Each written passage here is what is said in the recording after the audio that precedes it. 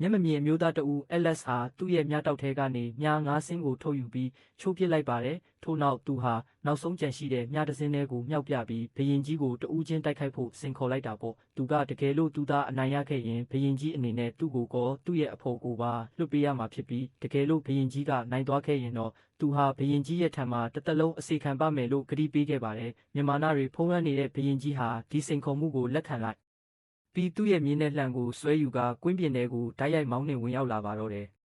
ကွင်းထဲရောက်တော့ဘရင်ကြီးဟာမျက်မမြင် LS ဘယ်နေရာမှာလဲဆိုတာရှာမရအောင်သူ့ရဲ့ဒီနေရာကိုမြင်းနဲ့အလင်းမြန်လှည့်ပတ်ပြောင်းလဲနေခဲ့ပါတယ်။ဒါပေမဲ့ပါနတ်တဲ့ LS ကတော့မြင်းခွာတန်တွေရဲ့တုန်ခါမှုနဲ့အတန်ကိုအခြေခံပြီးဘရင်ကြီးဘယ်နားမှာလဲဆိုတာကိုအတိအကျသိရှိသွားခဲ့ပါပြီ။ LS ကမြကိုစတင်ပစ်ခတ်ဖို့ပြင်လိုက်တဲ့အချိန်မှာပဲဘရင်ကြီးကအရင်ဦးအောင်သူ့ရဲ့လန်နဲ့လှမ်းပြီးပစ်ပေါက်လိုက်ပါတယ်။ကံကောင်းချင်တော့အဲ့ဒီလန်ဟာ LS ရဲ့ကိုယ်လုံးကိုလက်မအနှဲငယ်ကွာကနေတီတီလေးလွဲချော်သွားခဲ့ပါတယ်။